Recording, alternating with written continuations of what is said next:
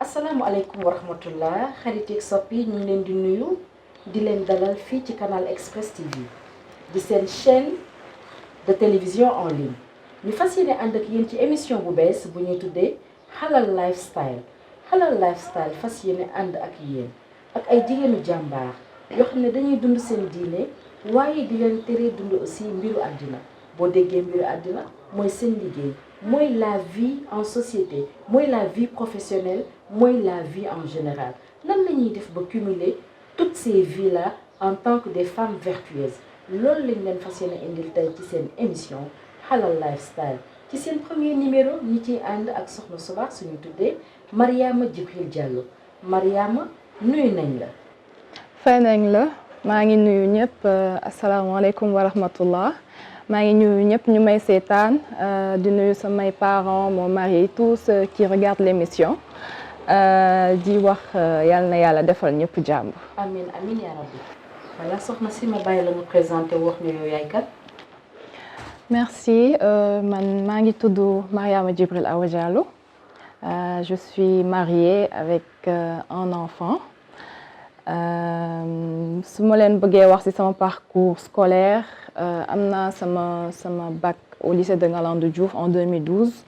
Ensuite, intégré na Université Cheikh Anta Diop pour 1 an. Avant, may dem ISM, fallait défaire sama licence en droit des affaires. Ensuite, ma def sama master en passation des marchés. Et actuellement, maa ngi liggéey ci groupe ISM en tant qu'assistante de programme. Et ça se passe très bien. Mariama, nga def une formation en droit des affaires et passation des marchés. Ba pare ñëw di liggéey ci assistant de programme et naka la demee noonu est-ce qu'il y a une comment dire une corrélation entre sa formation ak liggéey bi nga nekk di def nii. non amul benn corrélation parce que ISM dañoo amoon benn programme bu tudd Young Professional Programme YPP et ensuite dañu jël ay jeunes yu bëri insérer leen ci biir entreprise bi donc da ngay jàng en même temps di defaale sa master. Donc, puisque en ce moment-là, amaguma woon liggéey en licence, def naa entretien bi je l'ai réussi. Ensuite, si la intégré Madiba Leadership Institute bu nekk benn école ci groupe ISM. Et en tant qu'assistante de programme, damay gérer étudiants yi inscrire en master. Am na coordonnateur de programme moo nekk sama supérieur. Moi, je gère tout ce qui est l'organisation et le bon déroulement des cours. La planification des cours, la confection des bulletins de notes. C'est la gestion en quelque sorte des étudiants qui se sont inscrits en master si programme ou école Madiba Leadership Institute. D'accord. Donc est-ce à dire que sa formation bi nga def da ngay am difficulté pour am ci liggéey wala da nga gis ne que après tu pouvais t'insérer beaucoup plus facilement ci seen programme boobu tout simplement. Bon, en quelque sorte, je peux dire que c'est les deux. Parce que boo paree sa formation di nga déposer soo gisee ay offre d'emploi aussi di nga déposer mais soo déposer tamit da ngay xaar rek et soo gisul dara aussi je me disais que toog aussi di xaar alors que amuloo leneen mieux vaut nga dugg biir ISM au moins nga nekk fa di liggéey di nga am benn expérience en administration pour les écoles. En attendant après mën nga xool soit yow nga entreprendre dans ton domaine.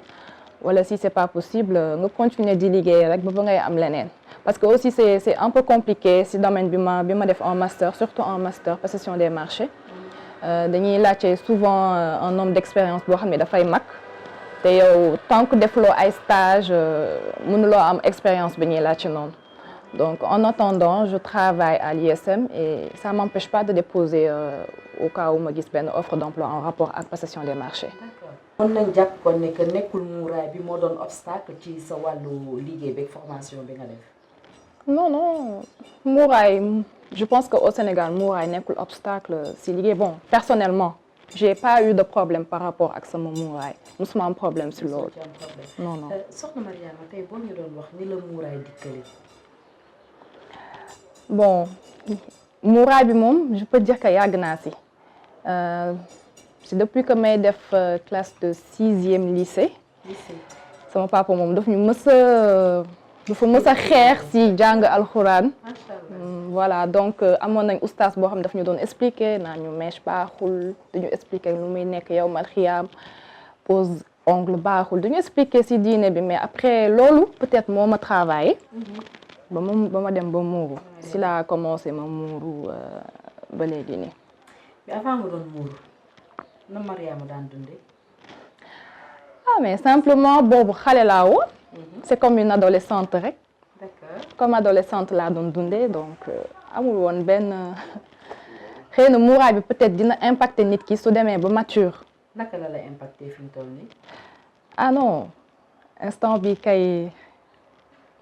xam naa ni li may tax xanaa dañ may rey rek mooy tax ñu dindiloo ma sama muuraay mais je pense que dara du ko mën a dindi parce que je sais que c'est une volonté divine c'est obligatoire nekkul loo xamante ne da nga koy choisir def ko ou pas yàlla moo ko wax ci alxuraan donc lu ñu war a def la donc dañuy def tout rek pour réussir ko donte ne c'est pas facile. nan nga ko sentir léegi yaa ngi muuru xam nga ne que c'est une volonté divine obligation la dara dootu la ci génne maintenant dans tous les aspects de ta vie. nan ngay dundee loolu au jour le jour dans tous les aspects moo xam professionnel moo xam social moo xam conjugal. lu mën a doon dans tous les aspects rek nan nga koy dundee au jour le jour. c'est très simple man je me dis que lu jógee ci yàlla soo ko appliqué wee après yàlla moo lay jàppale ba nga mën ko dund facilement. Côté port vestimentaire par exemple lii laa war a sol sama loxo warul feeñ sama tànk warul feeñ sama xar kanam moo war a feeñ c'est vrai que des fois di nga def ay affaire de accessoires xam nga bëgg chon tuuti rafet tuuti di def yoo xamante ne peut-être am nga envie def ko mais dañuy def tout pour que ñu bañ a génn ci li yàlla santaane donc je me dis que c'est pas du tout compliqué man moom je le trouve pas du tout compliqué quand je suis chez moi par exemple mën naa bañ a muur parce que je me dis que y a ma famille là-bas sama jëkkër moo fa nekk sama rekk jëkkër sama goro mën naa bañ a muuru wala ma def benn turban kese parce que mais bu ma xamee ni que nit mi ngi ñëw damay def sama col et je sors pas aussi sans voile. D'accord. Voilà. D'accord. Bu fekkente ne yaa ngi sa bureau tu l'as dit c'est pas un obstacle dans ton travail. Mais comment tu te penses comment nooy comporté woo ci jikko ci jëflante parce qu'en fait il ne s'agit pas pour man muuru rek mu yam fa muuraay bi style de vie la style de vie mooy nooy doxee nooy waxee nooy jëflante ak nit yi yooyu yëpp yow nan nga koy dundee. Bon par rapport ak sama milieu professionnel j'ai une très bonne relation avec les collègues te damay nekk en relation avec les étudiants aussi en plus des fois du ñu nekk ay sénégalais ay étrangers la ñuy nekk donc je me dis que amul aussi impact ci sama muuraay man je me dis que je suis libre en fait je suis libre comme keneen nu mu libre bañ a def voile ci kana ci boppam dem donc je pense pas que mais sama milieu professionnel dina impacter je le vis bien parce que sama heure waxtu sama waxtu julli su jotee damay julli am naa sama sijaara am naa sama mëlfa bu may jullee heure waxtu su jotee damay julli et puis je fais mon travail convenablement. D'accord léegi nooy gérer vie professionnelle ak vie de couple vie de famille en tant qu'épouse et mère de famille nan ngay vivre est-ce que amul empiètement ci ñaari est-ce que amul boo xamante ne day damer le pion ci beneen ba nga xamante ne da nga koy sooxe. Bon je dirais que c'est compliqué c'est pas compliqué dans la mesure où jigéen moo war a dund loolu yëpp yàlla moo ko def kenn mën ci dara et dès l'instant que ñun dañu choisir marier gérer suñu famille liggéey parce que léegi jamono dafa metti kenn toogatul même boo liggéeyul ci bureau yi ñu yaa ngi entreprendre quelque part donc c'est juste une question d'organisation. C'est juste une question d'organisation il y a rien de diable là-dessus soo xëyee nga liggéey soo wàccee nga toppatoo sa kër toppatoo sa doom et c'est bon quoi c'est facile. boobu ñëw ci muy toppatoo Mariama jigéen bu jonge la Mariama est-ce que dafa bàyyi loxoom Mariama est-ce que c'est une mère poule est-ce que c'est une dame qui kuy nopp sa jëkkër lan la Mariama mel. évidemment nopp naa sama jëkkër loolu moom c'est évident. noo ko nobee un peu beaucoup. non à la folie passionnément tout ça. mais vérifier loolu de. ah non vérifier moom xam na ko. mais nooy leen di toppatoowee sëñ bi ak borom kër gi surtout que nag wax nga léegi su ma comprendre da nga nekk kër famille yaa ngi ak say goro. yaa ngi ak say njëkke yaa ngi ak say frère jëkkër. waaw kon dund boobu aussi naka la nan nga koy gérer. bon on est en famille dama jógee sama famille sama kër yaay sama kër papa demaat ci beneen famille. donc je me dis que amul problème ni ma doon gérer wee sama yaay ak samay rak noonu laay gérer wee samay rakki jëkkër ak sama yaayu jëkkër. je trouve pas amul benn problème on vit en parfaite harmonie. amuñu benn problème macha allah sama jëkkër aussi mu ngi may jàppale si lu bëri di ma comprendre si lu bëri aussi. par exemple tey moom moo ma autorisé ma ñëw def ci émission bi. donc su ma autorisé woon peut-être du ma fi sax nekk di expliquer. donc c'est ça en fait en gros. tout se passe très bien chez moi. mi ngi lay jàppale parce qu'il est compréhensif autorisé na la mais est-ce que bu ngeen nekkee ci kër ga par exemple yow boo jàppee ci togg bi moom dina ne chéri xaaral ma salum rek wala xaaral ma balel la wala bàyyi ma lal bi wala genre. des fois c'est toi qui gère seul moom mu toog fee teg la ay tànkam di xaar yi fii. non daf may jàppale nag. dina ma jàppale. des fois moom dina ma jàppale mais des fois aussi ça se comprend il est fatigué il a son boulot il a sa famille à gérer donc yow tamit da ngay comprendre yow mi soxna ni son dama fatigué mais man maay jigéen am na la plupart des choses man maa ko war a def ça m'incombe loolu la islam wax voilà donc nekkul loo xamante ne ça sera obligatoire pour lui su ko defee rek peut-être bénéfice la c'est un bénéfice c'est un plus. donc du ma ko si forcer mais néanmoins il fait des efforts voilà c'est ça en fait bien sûr ñaari côté yëpp la. macha allah soxna Mariama dama fort ci weewu nag xaw ma weewu béy la ñu wax xaw ma weewu nag ah weewu béy. ñaari mbir. benn nee nañ ma da ngay def vieux va daaw ceinture lan nga ceinture. dama doon def vieux va daaw. ceinture jaune. waaw. beneen bi aussi nee nañ ma. da ngay way. bon am naa baat bu neex mais du ma way quand même. damay way nii rek pour fo. for naa aussi ñu ne ma daan nga def ay émission religieuse donc ñett yooyu yëpp ma bëgg bu ci nekk nga dellu si parce que yow bi ma la présenté sa bopp loolu da nga ko ofte alors que gars yi dañ ko bëgg a xam. c'est vrai. daan naa def vieux va daaw. donc je n'étais pas encore mariée. d'accord. daan naa def vieux va daaw depuis 2012 jusqu'à 2017 2018. dem naa ba ceinture jaune mooy équivalent ceinture noire mais après par la suite. ceinture noire ci ban art martial. karaté judo wala lépp la plupart du temps nit yi ceinture noire la ñu xam. d'accord mais si vieux va daaw ceinture jaune mooy équivalent. d'accord soo amee jaune rek yaa ngi noir. kon yow da nga ay de man du ma la tooñ de. ah non xaw ma rek. ah non man moom yambar laa de. dafa wóor. léegi yambar laa bàyyi naa depuis lors. mais lan moo tax nga bàyyi est-ce que dafa compatible tul ak sëy bi wala ak liggéey bi lan moo tax. déjà horaire yi. parce que dama doon entraîner de 20h à 22h. d'accord.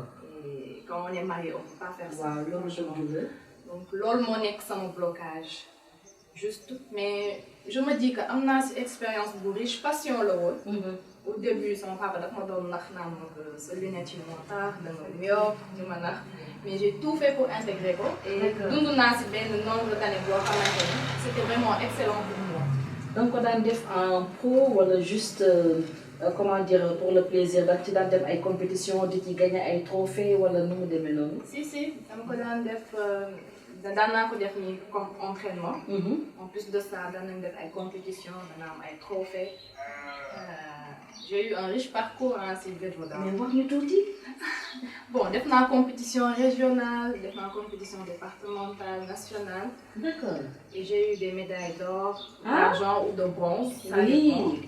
et c'était vraiment magnifique quoi. mais après mën ngeen. interview sama mère pour lui saluer au passage. Inch'Allah. moo ma jàngal lépp lu ma xam si vieux va daaw et je le remercie du fond du cœur parce qu'il nous a bien traité macha allah. léegi moom est-ce que sport la boo xamante ne da daan am ay dóorante ak yooyu parce que ku ci mel ni man j'ai bien essayé le judo quelque temps mais man damaa ragal ko dóor sama yaram bi. moo tax ma bàyyi ko léegi vite ba daal est-ce que sport boo xamante ne dafa am ay dóorante dafa violent wala lan daal. Pas violent parce que art martial la te art martial c'est dañ lay jàngal comment tu te défends. Comment tu es attaqué. Donc dinañ tas sa yaram. dinañ tas sa yaram. dina am yoo xam ne di nga ko def xëy na yow doo sax xalaat ni ko mënoon nga ko def mais di nga ko def. D'accord. parce que daan naa def ay ciseaux je sais pas nga xam nga ciseaux. non dangay daw képp baatu nit ki wàcc ak moom. daan naa ko def. daan naa def aussi ay contre attaque mais yëpp technique la ak apprentissage. dama ne passion bi nga siy jiital aussi. te man pour moi c'était une passion. moo tax xëy na ma réussir ko carrément. D'accord. Soxna Mariama bu ñu dellu see un peu ci sa émission religieuse bi nga doon def. C'était quelle émission ak ci lan la doon wax. émission bi Planète des Vertueuses la tuddoon. tonton Moustapha le vertueux Fall moo ko doon def. émission la woon bu doon wax ci vie sociale vie religieuse ensuite ku nekk dafa amoon sa rubrique bi ngay gérer man sama rubrique c'était par rapport au hadith anarchite loolu laa doon gérer. ouais. ay xadis yaa géré rubrique xadis. kon ça veut dire que xëy na aussi Mariama jàng na jàng bu sori boo xamante ne xëy na ci wàllu alquran sori na ci wàllu xadis ak les préceptes islamiques sori na ci am nga ci xam-xam bu dëgër. bon du ma ne am naa ci xam-xam bu dëgër. mais am na lu ma ci xam quand même. parce que li ma jàngaloon bas âge ba léegi peut-être lu bari mi ngi sama bopp. donc nekkul loo xam ne da ngay xam lépp. parce que kenn xamul lépp dañuy gëstu au jour le jour rek chaque jour peut-être nga xam dara mais am na lu ma xam loo xamante ne moom c'est le minimum. c'est le minimum boobu nag xam nga sax moom la ñu soxla. parce que nee nañu boo yaree jigéen wala nga jàngal jigéen yaa ngi yar société bi yaa ngi jàngal société bi jigéen bu baax société bi baax na. jigéen boo xam ne dafa safaanu société bi safaanu na. est-ce que ci kër gi nga nekk wala ci est-ce que liggéeyukaay bi nga nekk wala est-ce que say jotaay xarit sax. di ngay toog de temps en temps di jottali xam-xam boobu nga am nii. non du si ñàkk ay jullit lañ boo nekkee jullit peut-être waruloo toog di xool sa moroomu jullit mu nekk sa xarit mu nekk sa jëkkër sa yaay sa papa ñuy def loo xamante ne méngoowul ak diine bi doo leen seetaan di nga wax parce que dañu nekk si dañu nekk soo gisee loo xam ne jullit bi daf la metti soo mënee danga koy dindi ci sa loxo soo ko mënul nga dindi ko ci sa làmmiñ soo ko mënul nag nga mettut li ko ci sa xol.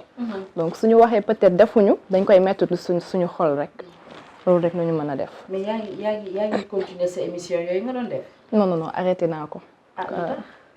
non xam naa peut-être que dinañ ko reprendre bu yàggul dara incha allah. incha allah waaye xam nga ne du ma la bàyyi te wayaloo ma parce que sa dernière botte secrète boobu aussi. kooku foog ñu ubbi ko est-ce que doo bàyyi noonu rek. yii duma ko mën. daal ñu jàll rek. non man fi ñu toll nii dama bëgg lu sedd sama xol bi wayal ma tuuti rek surtout Mbaxal Zeyna man kooku mooy sama chanteur may ma ci tuuti rek. ah bon ñu essayé bismillah xëy na sama baat bi duma bàyyi. waaw kay. Look around yourself, can see nice wonders spread in front of you. The fire floating by, the sky so clear and blue. Planets in the orbit, the moon and the sun, such perfect harmony. Let's start questioning ourselves. Isn't that proof enough for us? Or are we so blind, such a dollar sight? Nowhere we just have to. Awa lii moom neex na di. ba duma organiser sax concours les talents vertueuses bu ko defee yow ak ñu mel nii yow sa morom yi ngeen ñuy bégal ci concert yu neex yi. waaw amul benn problème comme ça ñu préparé ko bu baax a baax. macha allah lii neex na yaram daw na. te sedd na xol. merci beaucoup. Mariama léegi nag dafa am lu ma la bëggoon bette xam nga ñun bu ñuy def suñu émission. bu nee ba ñu yàgg dañ am témoignage yu ñu war a def ci yow. témoignage yooyu nag dañuy dem seeti say mbokk say am di jàmm ñu wax ñu tuuti ci Mariama ñi wax ñu ay anecdote ñu wax ñu Mariama bu mu nekkee xale xam nga daal dañ la bette daal tey jii dañu fas yéene am ñu seeti. waxtaan ak ñoom tuuti ci Mariama ñu dem. ñu dem wax ay ja asalaamaaleykum. waaleykum salaam wa rahmatullahi taala wa barakaatu. Papa Diallo. Diagne. waaw ñun la waa Canal Express TV. waaw. donc dañu nekkoon émission ak sa doom Mariama Jibril. ñu bëggoon nag def ay témoignages ci moom. waaw ñu gëstu ba gis ne que daal papam ku ko jege la. muy yow mii. moo tax tey daal ñu fas yéene ñoo waxtaan ak yow nga wax ñu rek tuuti rek ci sa doom. dëgg la donc vraiment maa ngi leen di sant ci li ngeen ko ciblé ak ci jikko yi ngeen ko ciblé loolu def naa lu am solo la. te xam naa ne wax ci Mariama dina yomb.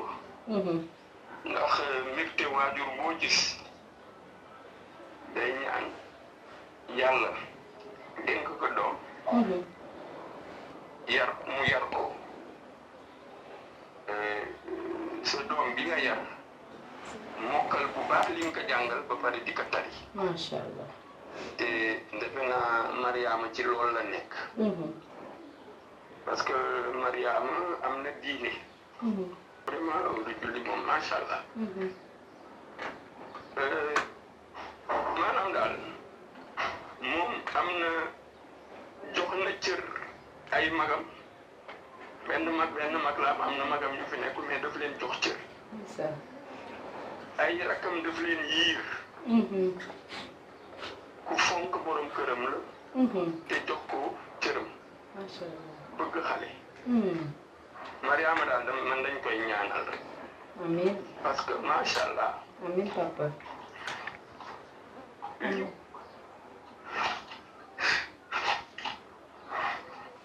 waajur di ut ci doom yëpp di ci moom.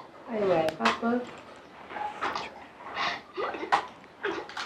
waajur di ut ci doom yëpp di ci Mariama. yàlla ko yàlla lafal cat. amiin amiin papa. yàlla guddal fan. amiin amiin papa. may ko njaboot bu barke.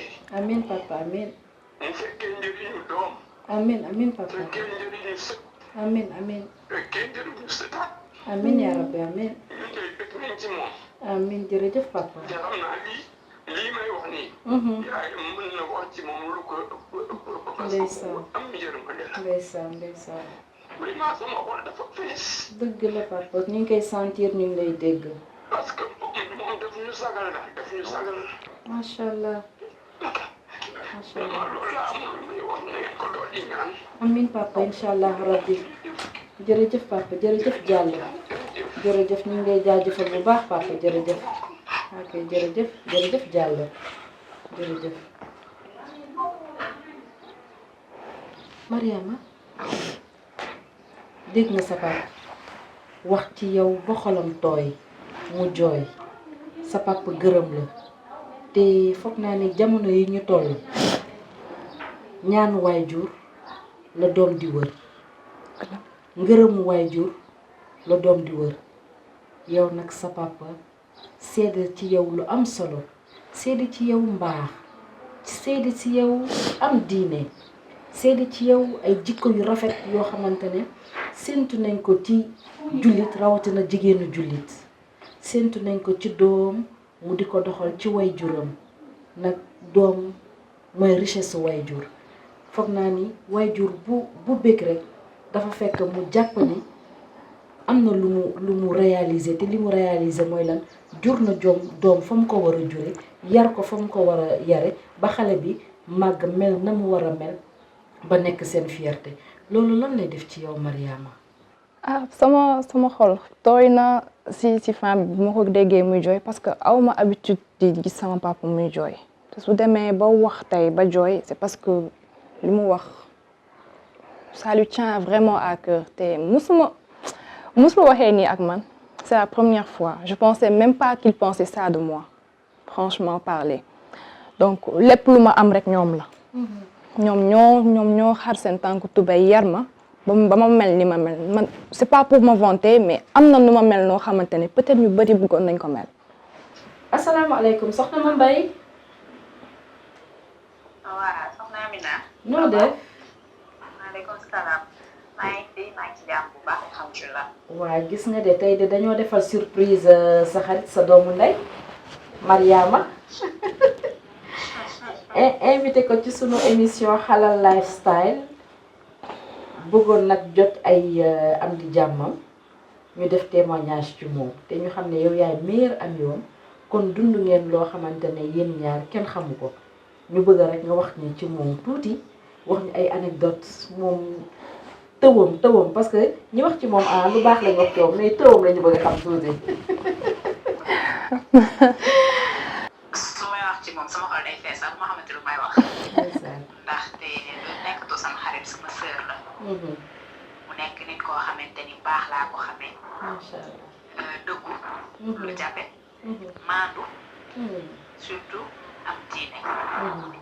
yooyu mooy jikko yi nga xamante ne dafa jafe te moom boo ko laajee dina ne man compliqué laa en amitié bëri na naa ba dama sauvage aw ma xarit. ah bon compliqué wu ma mais jikko yi xaritoo en fait nit ñi dafay ñëw dugg la après génnaat doo xam daal doo comprendre c'est pas sincère. dëgg la. donc li ma war ba tax ma téye ko ça fait plusieurs années maintenant. lu yendu ci moom day fanaan ci man. fanaan ci man yendu ci moom. moom moo ma ko war. te yooyu jikko sax dafa dem ba daf ma ci wàll. ndeysaan. mooy may xamante ne moom par exemple daaw moom muuru léegi damay voilé laa comme moom. macha allah macha allah.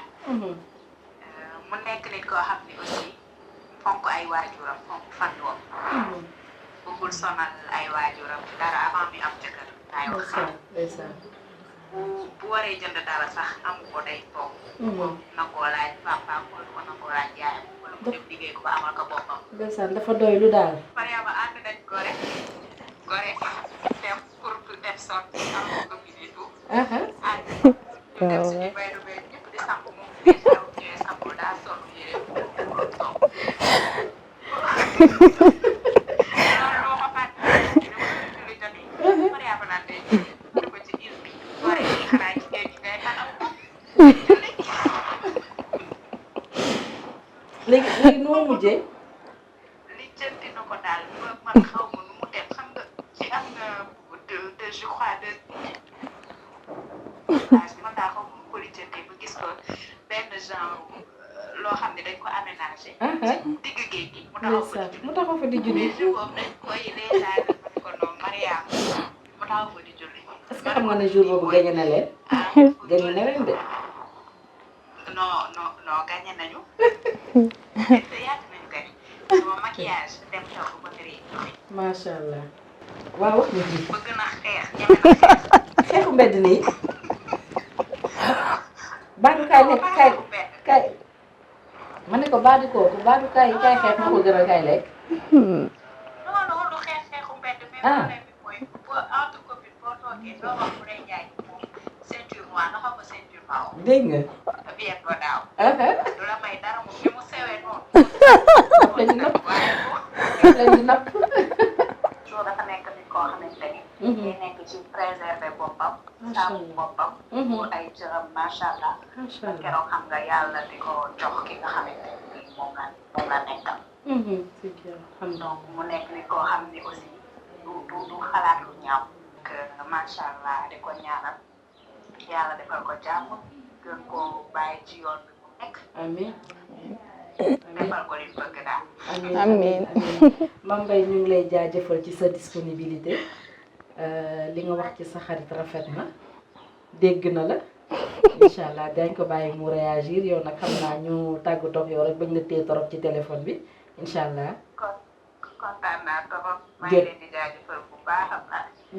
jërëjëf Mame Mbaye à très bientôt. merci beaucoup merci au revoir.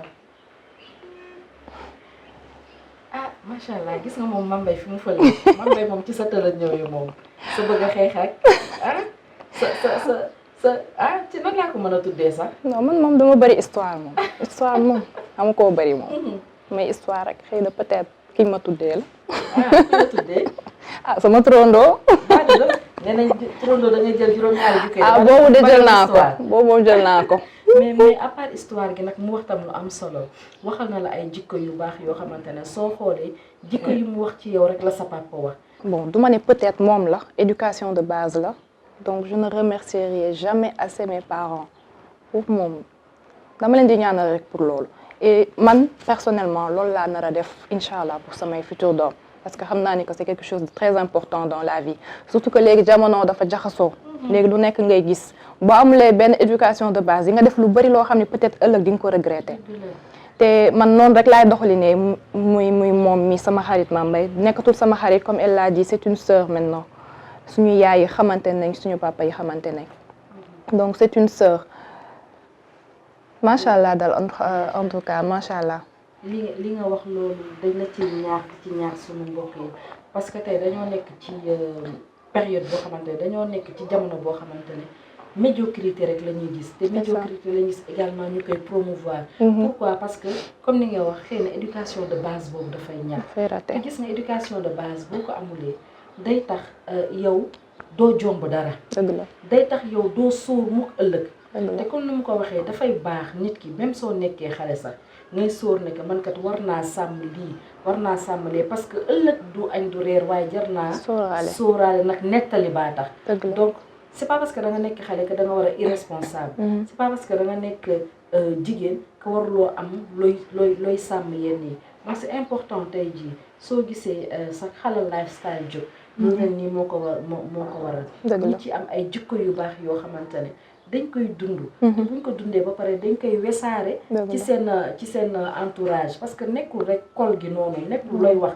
mais danga koy jëfee di ko dund au jour le jour ñi ci di si teg bët di ko bàyyi xel di roy ci yow jikko yu baax yooyu nga amee te foog naa ne que yow taxawaay boobu nga am sa papa wax na ko ba ci sa service noonu nga fa taxawee jël rek sunu dernier intervenant parce que kooku moom xam naa c'est une personne maîtresse dans ta vie kooku moom mënuñu koo ñàkk bañ a jël kon ñu woo ko léegi jokkoo ak moom waaw asalaamaaleykum wa rahmatullah. aleykum salaam. sëñ Mokhtar waa Canal Express TV ci baatu man mi Amina Diagne ñu ngi lay nuyu. maa ngi leen di fay bu baax a baax. voilà comme umpe woo ko ni que dañu invité sa soxna su sell si di Mariama Djibril Diallo. waxtaan ak moom nag ci vertu ak ci yu bari ci àddina waaye mënuñoo tëj émission bi te defuñu ak moom li ñu naan témoignage seeti ay mbokkam parce que nee nañu nit ki buñ ne baax na est-ce que mbokk yaa ko wax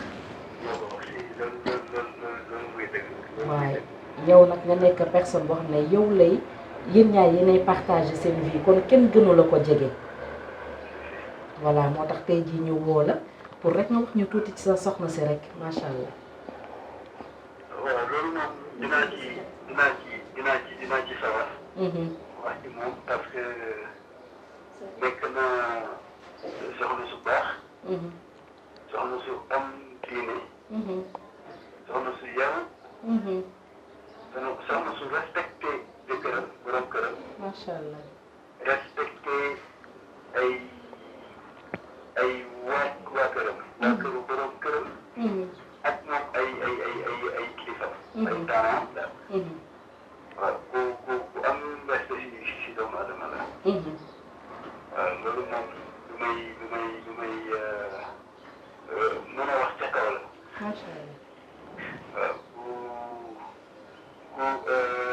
am diine la tamit. wax dëgg yàlla ku am diine la. am pas-pas. fonk ay waxtu juróom. waaw fonk na waxtu juróom. mën na mën te yéwén na ci alalam. macha allah. yéwén na ci alalam. te tamit ku mën a séddoo la ku mën a séddoo lu mu am bëgg na ko séddoo ak doomu aadama yi.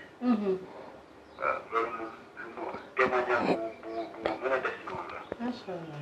vraiment moom kontaan naa ci moom bu wér a wér. bu wér a wér. waaw. macha allah sëñ Mokhtar. di ko waxal. waaw non dama ne di ko ñaanal yàlla rek. waaw yàlla musal ko si cat. amiin. waaw yàlla guddal fanam. amiin. diggante. amiin. ba li nga xam ne mën nañ ko muy njaboot yu barkeel. amiin. amagum nañ benn doom benn bant. macha allah. yal na ko yàlla def ay nuñ ko. njaboot bu bari. yal nañu ko yàlla amiin amiin te yàlla fier ci njaboot gi yëpp ak yéen tam ngeen fier waaye sëñ Mactar man damaa xaw a sopp xam nga fi ñu toll nii wax nga ma ci jikko yu baax yi macha allah li nga wax la papam la wax li nga wax la xaritam doomu ndeyam wax waaye man damay laaj ci jonge bi naka la xale bi mel ci kër ga yaa ngi rey de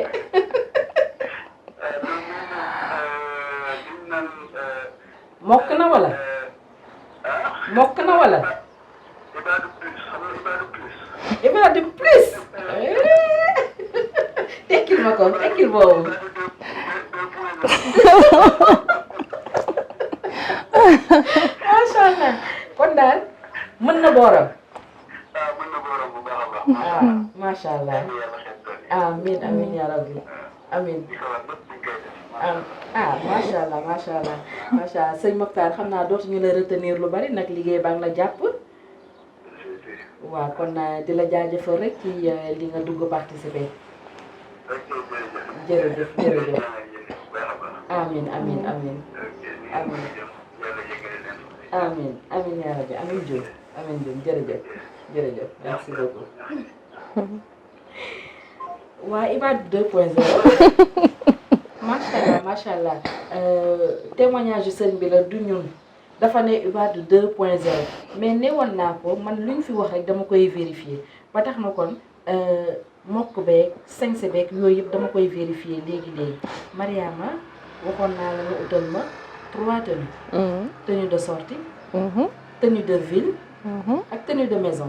D'accord. léegi da ngay jug rek wan ma nan la ak naka la.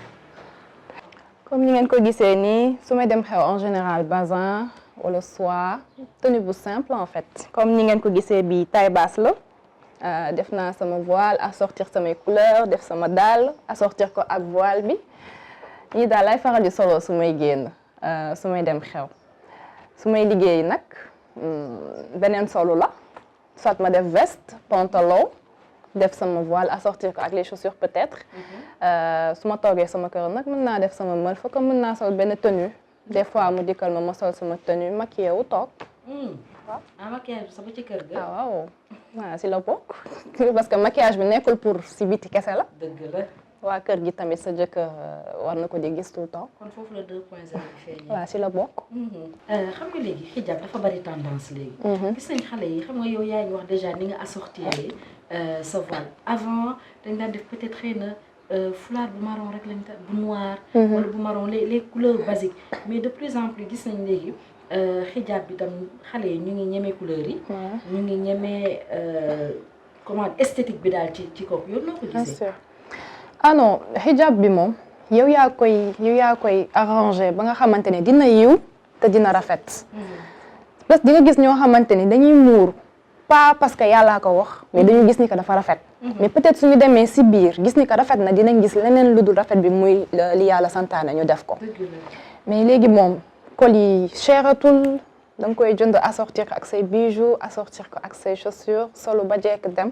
di nga sax gis nit koo xamante ne daf lay xool dem muuru parce que dafa rafet seulement mais bu demee ba si biir peut-être dina dem gëstu xam li yàlla wax si muuru mu def ko mu rendre ko obligatoire mais muuru moom c'est très facile jamono bii ñu nekk franchement parce que dara cheratul en plus da nga koy def di nga solu ba rafet di nga yiw soo nekkee si mbedd bi tu es à l'aise kenn du la wax ni que lii nga sol baaxul kenn du la joxoñ en fait yow tu es à l'aise devant Dieu et devant les personnes. dëgg la. mooy bu baax bi. boobu mooy bu baax bi moom je le dis très haut mooy bu baax bi. macha allah soxna Mariama. ñu ngi ñëw ci cappaandaw émission bi. plaisir la woon ma toog ak yow durant ce quart d'heure. waxtaan ak yow parce que macha allah tu es une personne plaisante. sa wax neex na sa ree neex na ñu ngi lay jaajëfal.